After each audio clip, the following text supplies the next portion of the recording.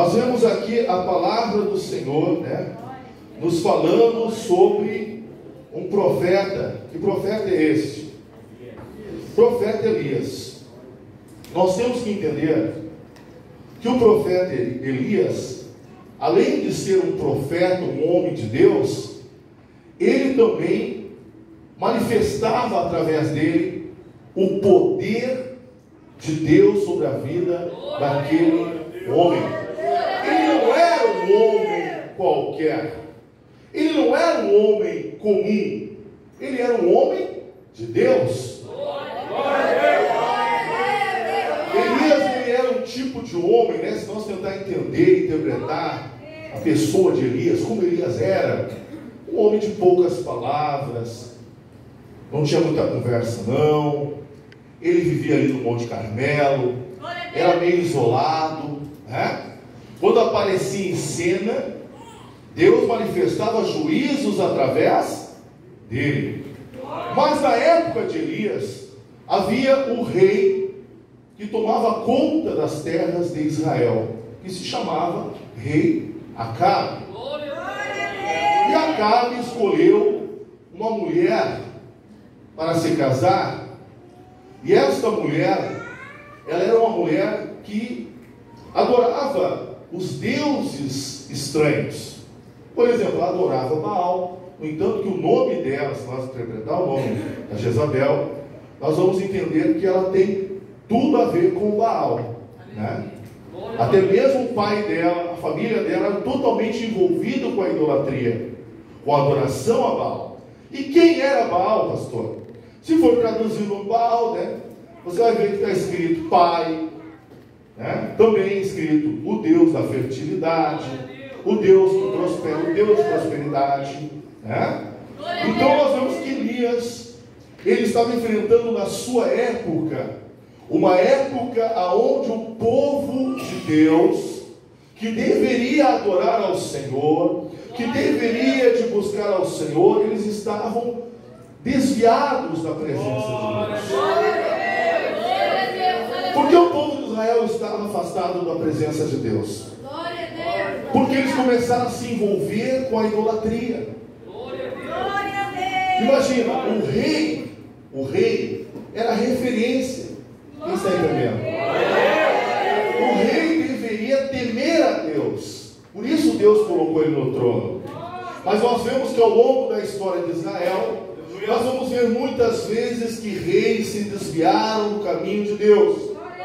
E quando esses reis se desviavam do caminho de Deus, era uma tortura para o povo, principalmente para os sacerdotes, principalmente para os profetas de Deus, para homens de Deus naquela época. Por quê? Esses reis passavam a perseguir homens de Deus, perseguir os profetas do Senhor.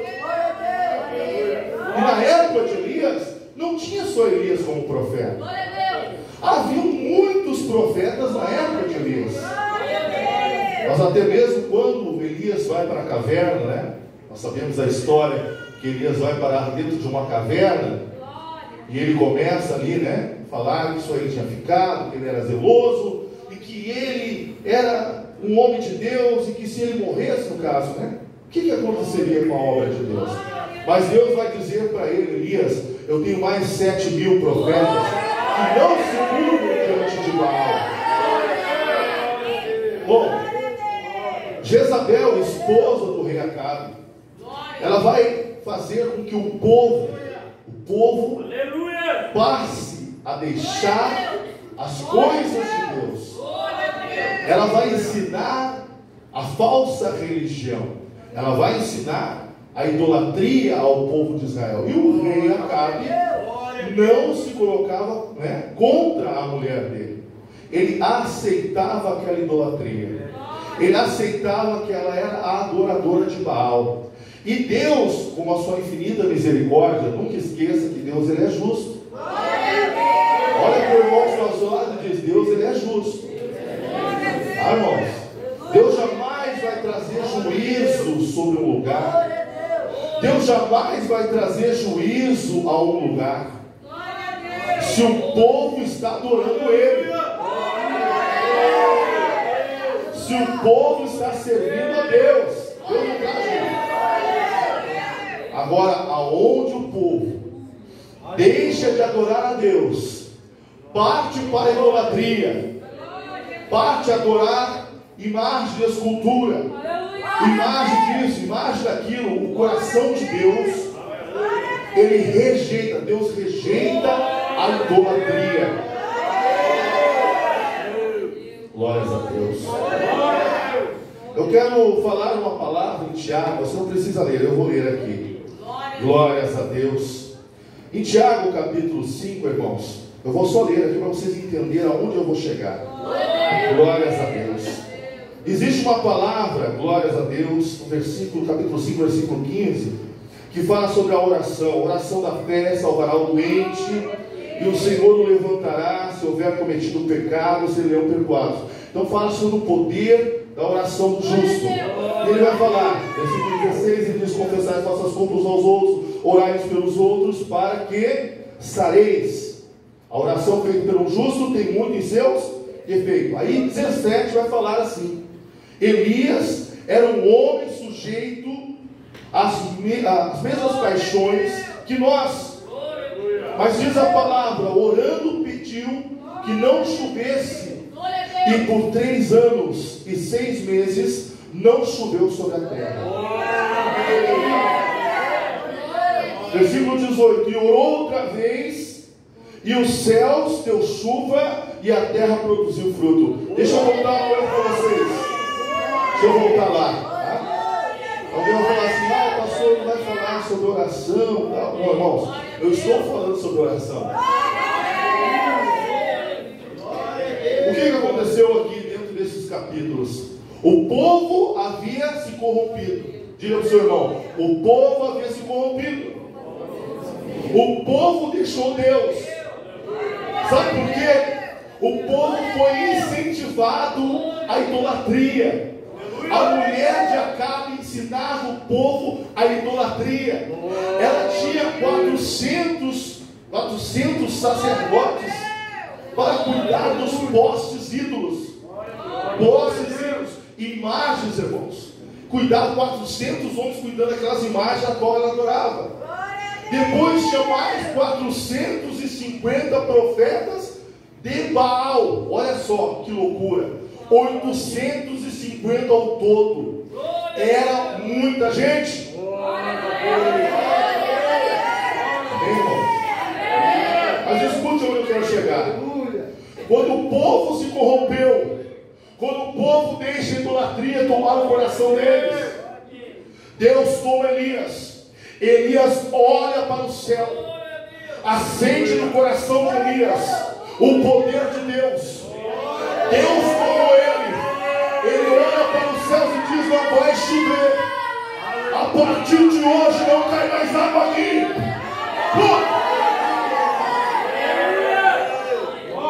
O povo se corrompeu, o povo deixou a Deus. Deus traz juízo, fecha os céus, não chove mais. Nem o orvalho descia mais, porque era Deus.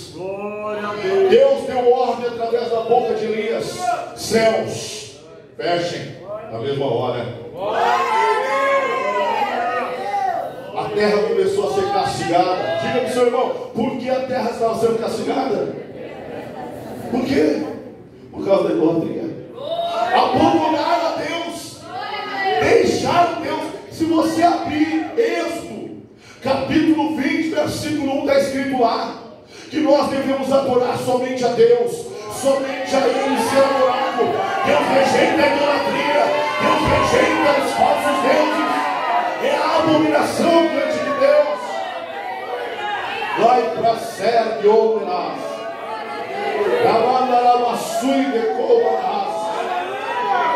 mas tem uma parte da Bíblia que eu não vejo pregador nenhum falar. E nesta noite Deus vai mandar falar aqui. E pregador que prega: Elias matou os profetas. É importante? É importante. Elias consertou o altar, desceu fogo e queimou o holocausto, queimou até a água, destruiu tudo aí. Sim, é importante, importante. Mas tem muitas pessoas que não entenderam razão porque Deus fechou os céus. Tem muita gente que não entendeu porque Deus não deixou mais chover sobre a terra. O motivo é abandonar Deus. Sabe o que estava acontecendo? Olhem bem para mim, que eu quero falar para os irmãos. Sabe o que estava acontecendo? Enquanto Deus estava mandando a chuva, para falar para os obreiros aprenderem isso aí. Enquanto Deus estava mandando a chuva, eles estavam lá comemorando os frutos da terra, dizendo que porque irmão, quando chovia e os frutos nasciam, seja trigo, seja qualquer semente, tudo que a terra produz, fazia com que eles ficassem ricos, prósperos. Ao invés de agradecer a Deus pela prosperidade, sabe o que eles faziam? Eles iam diante de Baal agradecer Baal. Eles iam lá agradecer a imagem que foi ela que fez aquela chuva descer, pelas ofertas que eles estavam dando. O altar de Deus estava abandonado lá no cantinho, lá no Monte Carmelo, abandonado. Olha aí, eu vou fazer esse povo lembrar de mim. Eita glória! Sabia que tem muita gente que começa a passar umas lutinhas, porque Deus está dizendo assim: ei, eu ainda sou teu Deus, sou teu amigo, ainda estou aqui, ó. Diz para o irmão que está ao teu lado: você está entendendo a mensagem hoje?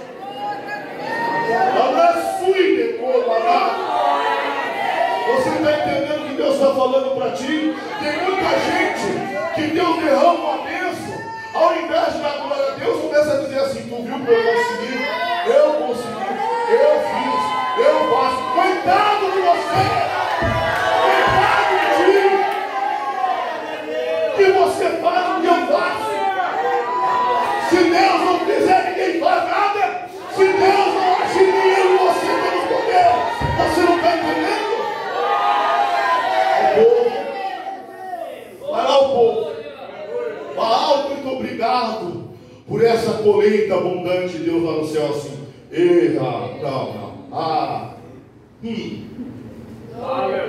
Imagina, você luta por um filho. Eu vou fazer você sentir. Quem é pai que levanta a mão? Levanta a mão.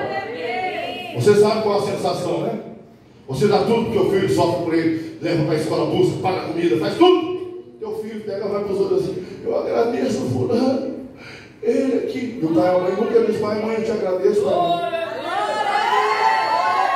É assim que eles estavam fazendo. Imagina o coração do nosso pai lá em cima, Deus olhando: mas que bando de louco! Imagina abrir aqueles melões bonitos, grandes, os pepinos, os peixes, as lagoas, os peixes prosperando. Vamos lá ofertar Baal. E Deus só lá no céu olhando. Aí Deus tem que ter os seus homens na terra, os servos de Deus na terra.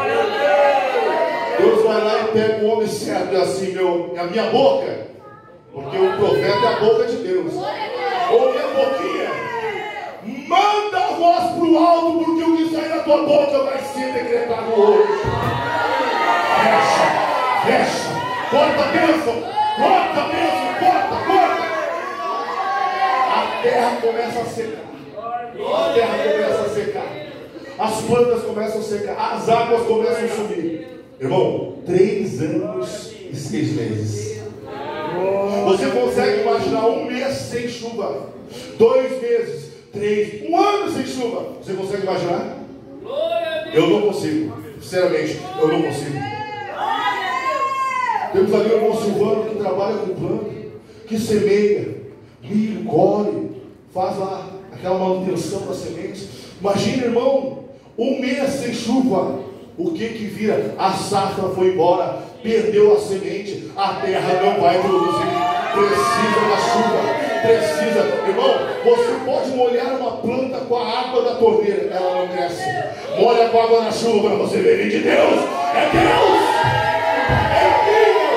É incrível quando vem a água que vem do céu. produz fruto. Aí Deus cerra. Deus vai lá e fecha os céus. E a idolatria continua. A sequidão, irmãos, os animais morrendo. Os campos não produziam mais. Os rios se secaram. As fontes. Era difícil achar uma grama verde. Era difícil achar um pasto para os animais. Acabe está desesperado.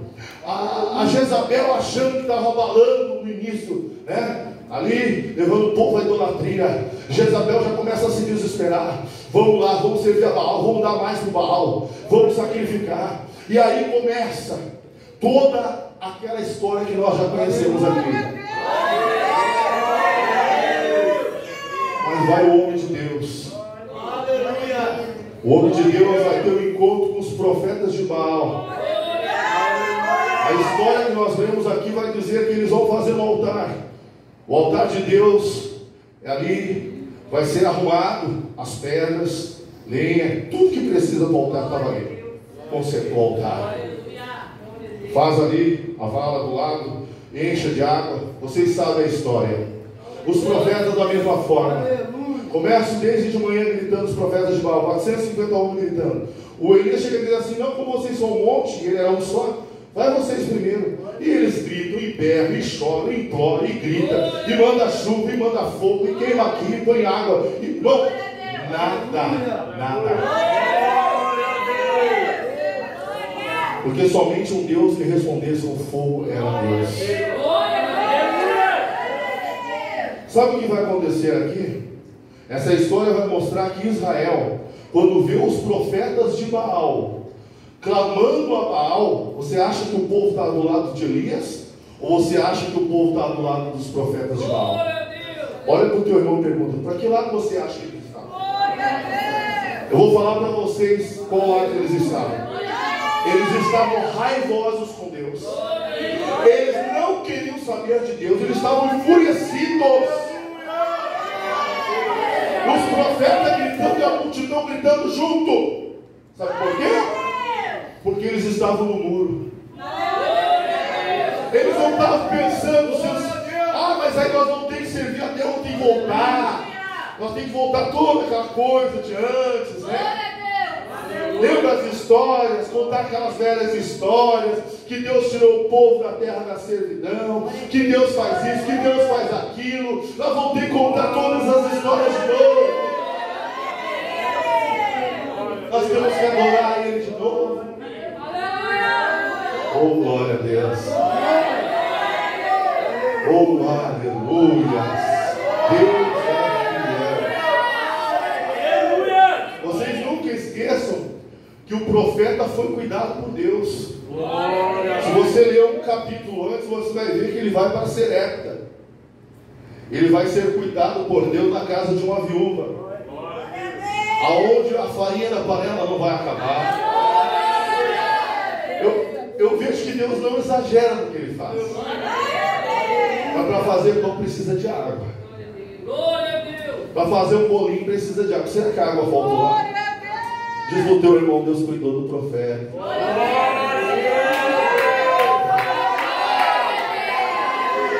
Diz aí: Deus cuidou da viúva.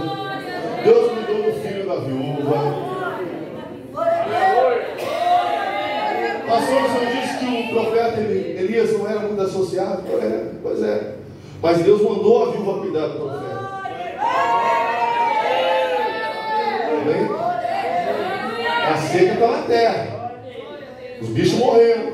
Tudo morreu, tudo acabando. Mas Deus está cuidando do profeta. Mas voltando lá, no momento que eles estão clamando, a resposta não vem. O clamor deles é em vão. Passar a manhã à tarde gritando, clamando, berrando, se cortando, o povo do lado daquele monte de profeta.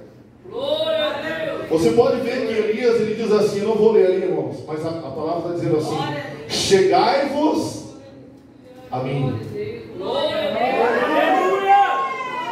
Ele vai dizer assim: tá, e aí, vou continuar aí do lado desse monte de gente aí gritando que o Deus aí não responde nada? Está viajando, está dormindo, está de férias.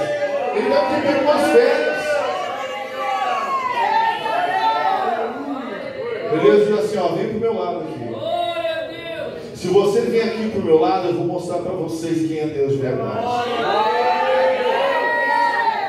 A Bíblia diz que Deus lá do céu, mandou fogo, como nós conhecemos a história. Consumiu o altar. Consumiu o holocausto, a água, o altar, foi tudo, irmão. A glória de Deus se manifestou. Diz para o seu irmão, houve um avivamento. Você sabe o que aconteceu naquela tarde? Começaram pessoas a se jogar de joelhos, vendo a glória de Deus.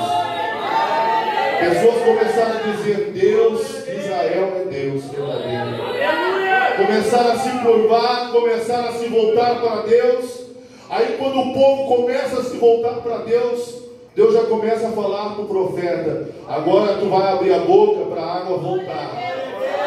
Porque agora eles estão querendo a mim, não querem mais Baal. Agora eles viram que eu sou suficiente na vida deles. Vocês estão entendendo?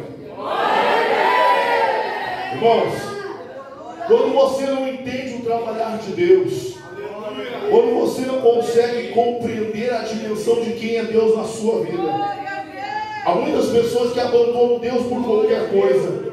Tem pessoas que largam Deus por meia dúzia de coisas, por algum probleminha que surge na sua vida. Mas quando eu olho para essa história, eu vejo que o meu, o teu, o nosso Deus, Ele é maior do que aquilo que se pode imaginar. Dê uma salva de palmas e glorifica, Deus. Aleluia. Chacoalhe o irmão, diz para ele, você tem dúvidas de quem é Deus? Só porque Deus te trouxe hoje aqui para dizer para você que Deus tem algo para fazer e vai mudar a tua história. Pastor, mas na minha casa todo mundo não quer, só eu, tudo é treva. Lá no meu trabalho todo mundo é treva. Lá onde é todo mundo assim. Ei, Deus quer saber de ti. Um professor de faculdade, quando terminava, o período lá e chegava na formatura, um professor da faculdade gostava de fazer um desafio no meio de todos os seus alunos. A gente tinha mais de 300 alunos sentados e ele, com a sua filosofia, ele dizia assim, Deus existe? Ele perguntava. E o povo ficava assim olhando para ele. Ele tomava um giz com a mão dele assim, tomava um giz e dizia, Deus existe? E o povo todo mundo quieto. E ele disse, se eu soltar esse giz, e o giz cair no chão, quebrar, Deus não existe. Ele disse, Deus não existe, segura o giz. Ele soltava, o giz caía, quebrava. Isso foi anos e anos e anos e anos acontecendo.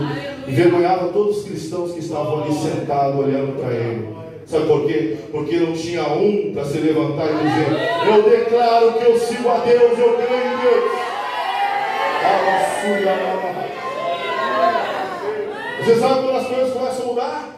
Quando eu e você dizemos com a boca bem aberta, Deus é Deus, eu creio nele. A coisa muda. As coisas mudam. Oh, glória!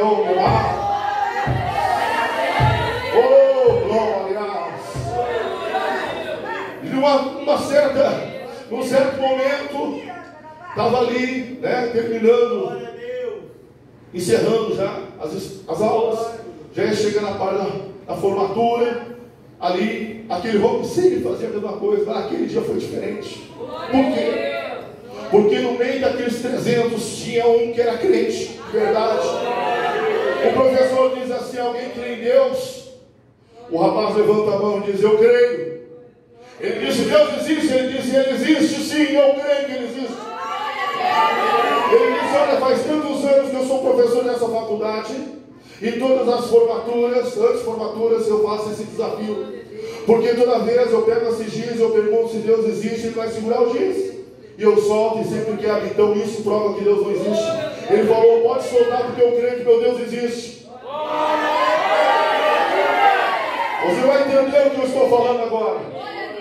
O professor pega o giz e vai soltar. Olha o que vai acontecer. Ele abre a mão, o braço, como fosse um imã, cola na roupa, Glória a Deus. vai descendo, desce até o sapatinho dele e cai inteiro. E caiu inteirinho. Você entendeu? Todo mundo ficou assim. O professor fez assim. Isso nunca aconteceu. Sabe por que nunca aconteceu? Porque não tinha alguém para declarar que cria, que acreditava, que confia, que crê em Deus é Deus. Só quem acredita que é melhor salva de palmas.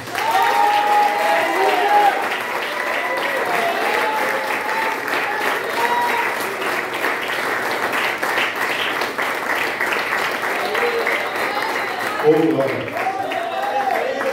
Eu não culpo as pessoas. Eu não culpo mulheres nem homens por muitas vezes crer de uma imagem, por crer que uma imagem pode lhe responder, porque crer que uma imagem de escultura possa fazer algum milagre para eles.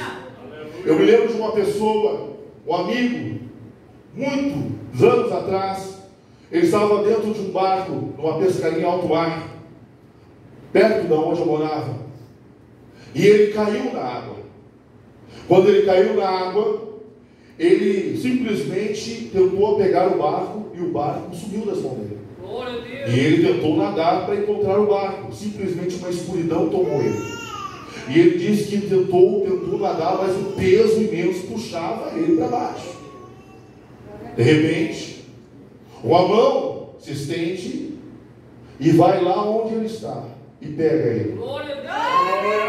Eu conheço essa pessoa, ele não estava mentindo, porque ele carregava algo com ele.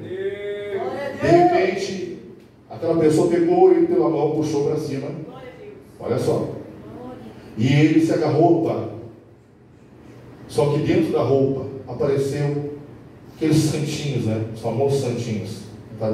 Do nada apareceu. Só que eu não vou dizer de qual, né? Deus, ele acabou acreditando. E ele acabou seguindo, porque achou dentro do bolso dele aquela imagem. Eu sei que ele não mentiu no que ele falou, porque ele estava falando com toda a verdade, olhando nos olhos, chorando, contando. Não contou só para mim. E ele carregava aquela imagem. E aí passou o tempo, e eu fiquei crente. E eu pensei, como pode? Eu comecei a juntar uma coisa com a outra e pensei, como pode alguém acreditar que uma imagem, um Deus feito por mãos humanas, tem poder para salvar? Na verdade, eu compreendi que Deus, naquela noite, Deus estendeu a mão para ele. Que Deus colocou a mão dele agarrado no barco. Mas como o diabo é astuto, no meio disso o diabo introduziu algo para não deixar ele crer totalmente em Deus, para ele ter uma fé doente. Eu estava uma vez enrolado, um tempo feio, escuro, preto, irmãos. Tinha 13 anos de idade, 13 a 14 anos. Eu fui em alto mar, e no meio de uma tempestade, jovem, não tinha entendimento, mesmo com colete salva-vidas. A rede girou e eu fiquei abraçado numa rede, tinha muito mais de 150 metros, imensa rede. Eu fiquei no meio da rede, enroscado. Uma arrebentação onde a água faz um movimento, como fosse uma centrífuga, me abraçou com a rede e eu fiquei enrolado no meio da rede. Eu fiquei de cabeça para baixo. Quando eu olhei para cima, o céu estava preto, porque estava caindo uma tempestade. Eu olhei para cima, irmão, eu vi o sol do meio-dia em cima da minha cabeça. Você vai explicar o que para mim agora? Eu vi com os meus olhos. Eu respirei 2 vezes embaixo d'água. A primeira respirada que eu dei, a água entrou, era como se tivesse tomado água quente, tomado ácido, terra. É uma coisa horrível. A segunda respirada que eu dei, eu vi que eu não ia sair da rede mais. Eu ia morrer ali, mesmo com eles salva-vidas. Mas consegui rasgar, porque a rede estava muito podre. Consegui abrir e sair, esperneando. Quando eu cheguei na beirada da praia, irmãos, para voltar ao normal, levei muito tempo. Eu quase morri. Botando água pela boca, pelo nariz, sofrendo, chorando de dor dentro do pulmão. E passei muito tempo com uma dor muito grande dentro do pulmão, por causa disso que aconteceu comigo. Mas eu quero dizer, quem me salvou naquele momento? Você acha que foi quem? Quem você acha que salvou? Quem você acha que salvou aquele homem? Porque o diabo ele não veio para salvar. A Bíblia diz que ele veio para matar, roubar e destruir. Salvar ele não veio. Quem você entendeu? Eu participei, minha esposa também participava, de centros de umbanda, de quimbanda, de candomblé, de magia negra. Nós estávamos lá dentro. Eu desde criança participava dessas coisas. E lá eu vi pessoas entrar doentes, sair curadas. O inimigo tirar uma doença daqui, colocar aqui, tirar daqui, colocar lá. Eu vi com os meus olhos. Só que muitas pessoas, por não entender e não conhecer este lado do inimigo, são enganados, confundidos, completamente distorcidos e passam a adorar Baal. Passam a adorar Baal, o mesmo Deus da Jezabel. Diga para o irmão, a tua adoração tem que ser a Deus. Como você vai adorar um material? Como você vai adorar uma matéria que foi criada pelo Criador? Diga para o seu irmão, pedra foi Deus que criou. O gesso foi Deus que criou. É ou não é? Ferro, Deus criou. Então eu pergunto, você vai adorar uma criação ou vai adorar o Criador que fez os céus, a terra e tudo, Jesus? Quem está entendendo bem, meu glória a Deus? Eu era idólatra. Eu adorava ídolos quando eu era mais jovem, por não conhecer a Deus. Eu não vou citar por ética e respeito às pessoas que estão, mas o que vocês imaginar, eu adorava. Acendia vela, ia nas encruzilhadas, acender vela, colocar cachaça, champanhe e tudo demais. Até o pastor Fábio, que está aqui, fazia também. Ou eu estou mentindo, pastor Fábio? Glória a Deus! Glória a Deus! Mas você acha que as nossas vidas eram mudadas?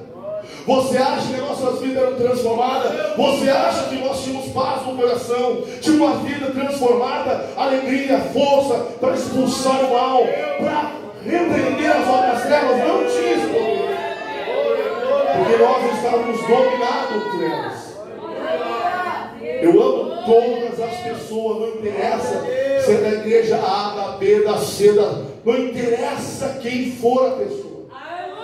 Eu amo. O macumbeiro, ele é uma pessoa que deve ser amada, deve ser orado por ele. E uma pessoa que passa a adorar ídolos, nós temos que orar por elas, porque um dia eu estava lá, um dia era eu que estava com a vida nos meus olhos, e Deus abriu os meus olhos. Aleluia. Hoje eu não preciso acender vela para o meu Deus, porque o meu Deus, Ele é a luz do mundo.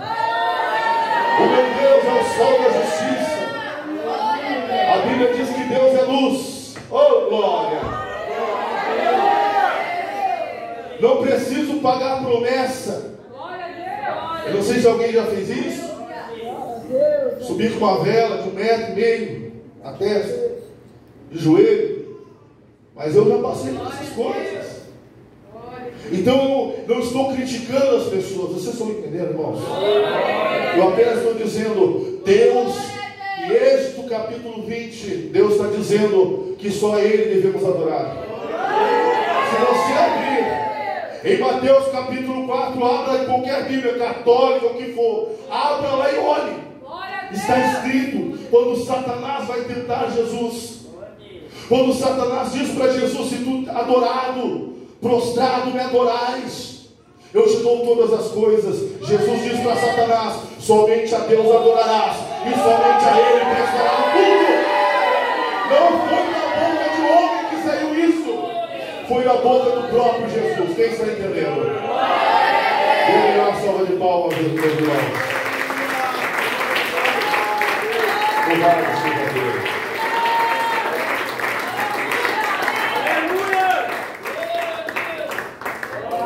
Eu vim de uma família, como eu falei aqui, que adorava isso tudo, irmãos. Glória a Deus. Glórias a Deus. Meu pai Glória a Deus. adorava também.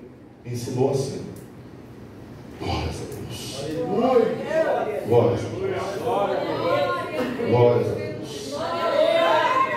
E uma vez eu abri uma palavra para o meu pai no Salmo 115.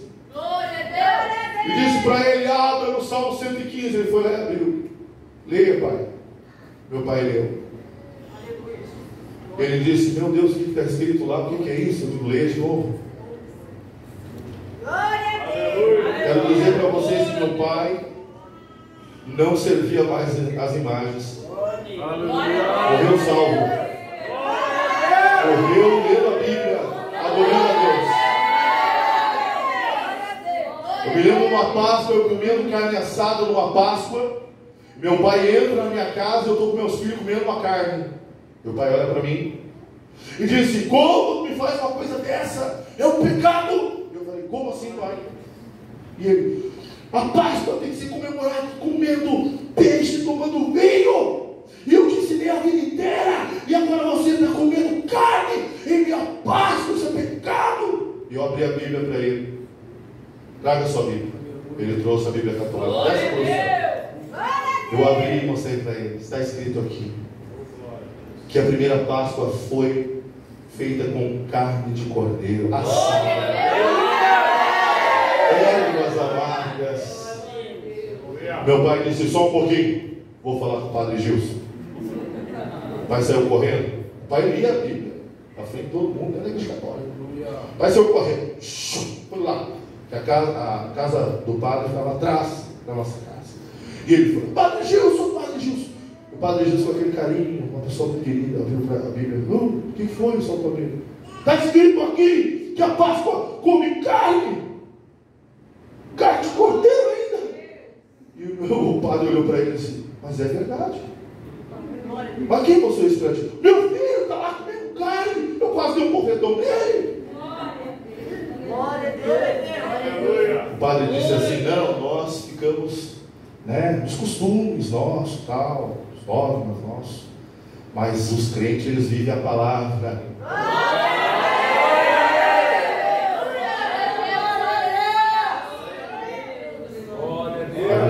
A irmã desse padre, ela virou minha filha na fé.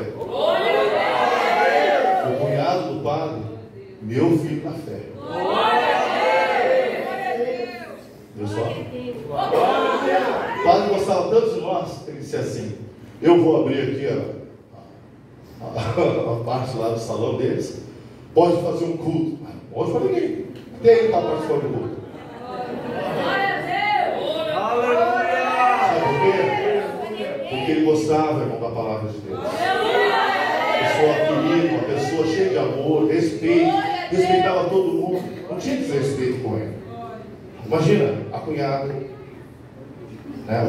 a irmã, minha filha na fé, cunhado, que era um troglodita, que era um homem ruim, um homem brigão, gigante o homem, guarda de CTG, batia em todo mundo, era um homem violento, e agora é um homem mais manso.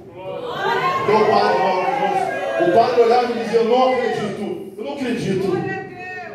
Você está pregando? E ele, estou pregando, Jesus é bom de chorar. O padre diz assim, eu quero conhecer esse irmão aí, porque para transformar esse bichinho aí, irmão, duas palavras, metade de uma já é uma palavra, a outra é pior ainda. E Jesus fez uma obra, viu? Eu quero dizer uma coisa para você que está me ouvindo. Glórias a Deus. A Bíblia, a palavra de Deus, é o ensinamento para o homem e para a mulher. Se você entender que Deus quer a nossa adoração a Ele, você não deve adorar homens, mulheres, pedra, o que for. Não adore nada disso. A sua adoração verdadeira tem que ser a Deus. Ao invés de você começar a orar, dizer assim, Deus, Eu peço para a ave fulana, para a ave ciclana. Por que você vai pegar o intermediário? Se a Bíblia diz que a oração, você pode clamar em o nome do Senhor Jesus ao Pai. Glória a Deus, glória a Deus, fale com Deus, porque Deus, Ele ouve a oração dos seus filhos. Vamos dar a melhor salva de palmas. Vamos ficar em pé. Eu quero orar por você. Glórias a Deus. Quem crê no poder da oração? Aleluia. Aleluia. Tem um livrinho vermelho por aí? Tem por aí? Aí, dá aqui, por favor. Aleluia. Eu vou pedir para você, quem ama Deus? Coloca a mão no teu coração. Fecha os teus olhos. Você fala com Deus agora. Eu quero fazer um desafio com você. Oh, glória. O Elias não fez um desafio? Fez. Eu quero fazer um desafio com você. Olha só, eu sinto Jesus aqui. O que é que você está precisando? Fecha os teus olhos. Fecha os olhos. Vamos orar. Põe a mão no teu coração agora. Agora você ora e diz para Deus o que você precisa. O que está aí no teu coração. O que você precisa. Lá em terra, na serra.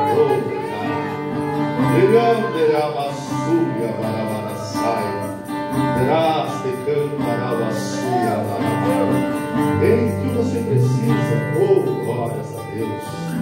Oh, Senhor, Tu és um Deus vivo. Vai adorando Ele, vai dizendo: Deus, eu preciso deste milagre, eu preciso deste milagre, eu preciso desta vitória. Oh, glória.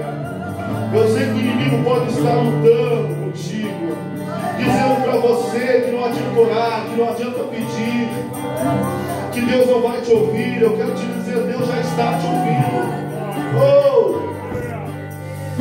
Oh, glória! Oh, glória! Oh, glória!